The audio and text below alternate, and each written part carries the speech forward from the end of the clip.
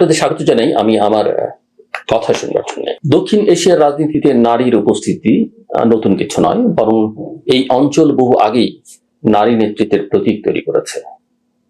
প্রধানমন্ত্রী, বিরোধী নেতা, দল প্রধান, সব জায়গাতেই নারীর মুখ আমরা দেখেছি। কিন্তু একটা মৌলিক প্রশ্ন এখনো অমীমাংসিত থেকে গেছে।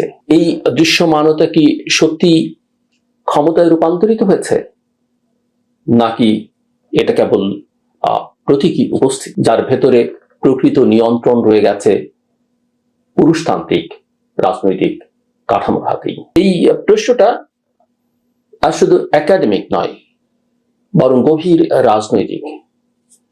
কারণ বাংলাদেশ, ভারত, পাকিস্তান বা নেপাল সব জায়গাতেই আমরা একই ধরনের একটা বৈপরীত্য দেখি। শীর্ষ নেতৃত্বে নারী আছে, কিন্তু তৃণমূল থেকে নীতি নির্ধারণ পর্যন্ত ক্ষমতার প্রবাহটা এখনো পুরুষদের নিয়ন্ত্রণে। যেন নারীরা রাজনীতির মুখ, কিন্তু রাজনীতির মস্তিষ্ক নয়। বাংলাদেশের কথাই ধরা যাক। দীর্ঘ সময় ধরে দেশের রাজনীতি দুই নারী নেত্রীকে ঘিরে আবর্তিত হয়েছে। আন্তর্জাতিকভাবে এটা প্রায় উদাহরণ হিসেবে তুলে ধরা হয় একটা মুসলিম সংখ্যাগরিষ্ঠ দেশে নারীর ক্ষমতায়ন। কিন্তু বাস্তবতা একটু গভীরে গেলে ভিন্ন ছবি দেখা যায়। রাজনৈতিক দলগুলোর অভ্যন্তরীণ কাঠামোতে নারী কতটা প্রভাব রাখে, সিদ্ধান্ত গ্রহণের টেবিলে তাদের কণ্ঠ কতটা শোনা হয়, সংসদে সংরক্ষিত নারী আসন থাকা সত্ত্বেও তাদের কতজন প্রকৃত রাজনৈতিক শক্তি হিসেবে প্রতিষ্ঠিত হতে পেরেছেন। সংরক্ষিত আসনের ধারণা নিজেই এক ধরনের দ্বৈত বাস্তবতা তৈরি করেছে। একদিকে এটা নারীদের জন্য প্রবেশদ্বার খুলে দেয়, অন্যদিকে তাদেরকে নির্বাচিত নয় মনোনীত পরিচয়ে আটকে রাখে। ফলে জনসম্পৃক্ততা, রাজনৈতিক দায়বদ্ধতা এবং নেতৃত্বের বিকাশ, এই তিনটি ক্ষেত্রেই সীমাবদ্ধতা তৈরি হয়। বাস্তবতা হলো অধিকাংশ সংরক্ষিত আসনের সদস্যদের রাজনৈতিক ভবিষ্যৎ নির্ভর করে দলীয় নেতৃত্বের উপর, জনগণের উপর নয়। এখানেই আসে ক্ষমতার প্রকৃত প্রশ্ন। রাজনীতিতে ক্ষমতা মানে শুধু পদ নয়, বরং প্রভাব, সিদ্ধান্ত গ্রহণের সক্ষমতা এবং রাজনৈতিক ভাবে টিকে থাকার স্বাধীনতা। এই জায়গাগুলোতে নারীরা এখনো পিছিয়ে, কারণ রাজনীতির যে নেটওয়ার্ক, দলীয় অর্থনীতি, পৃষ্ঠপোষকতা, স্থানীয় ক্ষমতার কাঠামো, এ সবই ঐতিহাসিকভাবে পুরুষদের নিয়ন্ত্রণে গড়ে উঠেছে। ভারতের ক্ষেত্রে একই চিত্র দেখা যায়।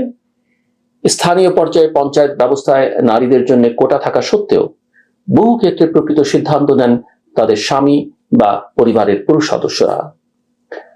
প্রক্সি রাজনীতি নামে পরিচিত এই বাস্তবতা দেখায় কাগজে কলমে ক্ষমতা থাকলেই তা কার্যকর হয় না, বরং সামাজিক কাঠামো যদি অপরিবর্তিত থাকে তাহলে সেই ক্ষমতা অন্য কারো হাতে চলে যায়। পাকিস্তানের নারীর রাজনৈতিক অংশগ্রহণ আরো জটিল।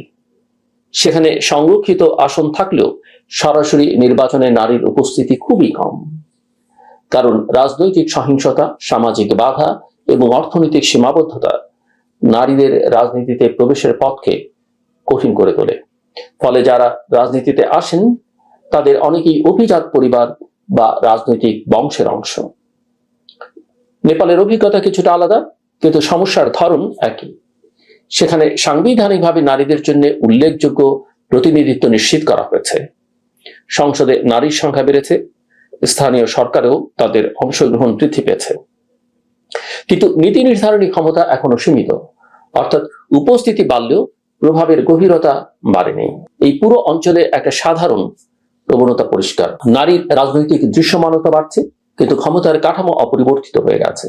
এবং এই কাঠামো শুধু রাজনৈতিক নয়, সামাজিক, অর্থনৈতিক এবং সাংস্কৃতিক ভাবে গঠিত। একটা বড় প্রশ্ন এখানে উঠে আসে, এই পরিস্থিতি কেন পরিবর্তন হচ্ছে না? প্রথমত, রাজনৈতিক দলগুলোর ভেতরের গণতন্ত্রের অভাব।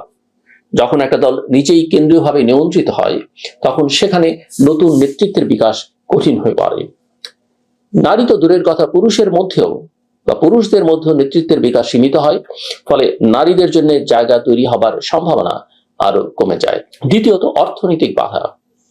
রাজনীতি একটা ব্যয়বহুল ক্ষেত্র। নির্বাচনে অংশগ্রহণ, দলীয় কার্যক্রম, জনসংযোগ সবকিছুতেই অর্থ লাগে। দক্ষিণ এশিয়ায় নারীরা সাধারণত অর্থনৈতিকভাবে পিছিয়ে থাকায় এই প্রতিযোগিতায় তারা দুর্বল, অর্থাৎ একটা বড় দুর্বল অবস্থানে তারা থাকে। তৃতীয়ত, সামাজিক মানসিকতায় এখনো অনেক ক্ষেত্রে রাজনীতিকে পুরুষের ক্ষেত্র হিসেবে দেখা হয়। একজন নারী রাজনীতিতে সক্রিয় হলে তাকে দ্বিগুণ সমালোচনার মুখে পড়তে হয়। একদিকে রাজনৈতিক প্রতিদ্বন্দ্বিতা, অন্যদিকে সামাজিক বিচার। এই চাপ অনেক নারীকে রাজনীতি থেকে দূরে রাখে। চতুর্থত, নিরাপত্তার প্রশ্ন। রাজনৈতিক সহিংসতা, হুমকি, চরিত্র হনন এসব ঝুঁকি নারীদের জন্য আরো বেশি। ফলে পরিবার থেকেও অনেক সময় তাদের রাজনীতিতে আসার অনুমোদন মেলে না। কিন্তু সবচেয়ে গুরুত্বপূর্ণ বিষয় হলো ক্ষমতার ধারণা নিজেই এখনো পুরুষতান্ত্রিক। রাজনীতিকে আমরা এখনো ক্ষমতা দখলের প্রতিযোগিতা হিসেবে দেখি, সহযোগিতা বা অংশীদারিত্ব হিসেবে নয়। এই মানসিকতা পরিবর্তন না হলে নারীর অংশগ্রহণ বাড়লেও ক্ষমতায় তাদের অবস্থান শক্তিশালী হবে না। বাংলাদেশের বর্তমান রাজনৈতিক বাস্তবতায় এই আলোচনা আরো প্রাসঙ্গিক। জুলাই আগস্টের পরিবর্তনের পর আমরা যখন একটা নতুন রাজনৈতিক সংস্কৃতির কথা বলছি, সংস্কার, গণতন্ত্র, জবাবদিহিতা, তখন নারীর রাজনৈতিক ক্ষমতায়নকে এই আলোচনার কেন্দ্রে না রাখলে সেটি অসম্পূর্ণ থেকে যাবে।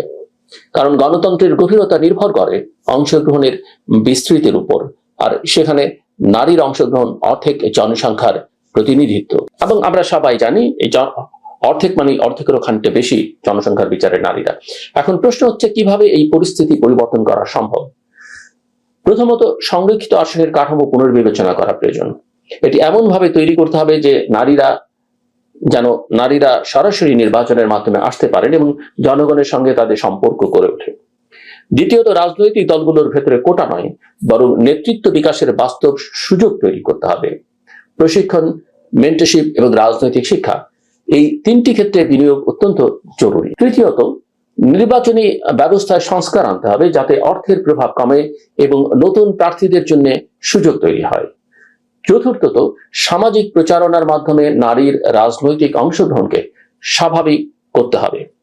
মিডিয়া, শিক্ষা এবং নাগরিক সমাজ এখানে গুরুত্বপূর্ণ ভূমিকা রাখতে পারে। পঞ্চমত, নিরাপত্তা নিশ্চিত করতে হবে, শুধু শারীরিক নয়, ডিজিটাল ক্ষেত্রেও। কারণ আজকের রাজনীতিতে সামাজিক যোগাযোগ মাধ্যম একটা বড় যুদ্ধক্ষেত্র, যেখানে নারীরা প্রায় টার্গেট হন। সবশেষে একটা মৌলিক সত্য স্বীকার করতে হবে, নারীর রাজনৈতিক ক্ষমতায়ন কোনো অ্যাড অন বিষয় নয়, এটা গণতন্ত্রের কেন্দ্রীয় উপাদান। এটা শুধু ন্যায়ের প্রশ্ন নয়, বরং কার্যকারিতার প্রশ্ন।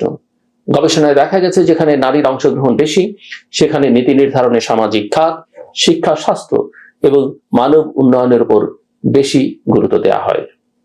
দক্ষিণ এশিয়ার রাজনীতি এখন এক পরিবর্তনের সন্ধিক্ষণে দাঁড়িয়ে। পুরনো কাঠামো ভাঙার দাবি উঠছে, নতুন রাজনৈতিক সংস্কৃতি গড়ে তোলার কথা বলা হচ্ছে।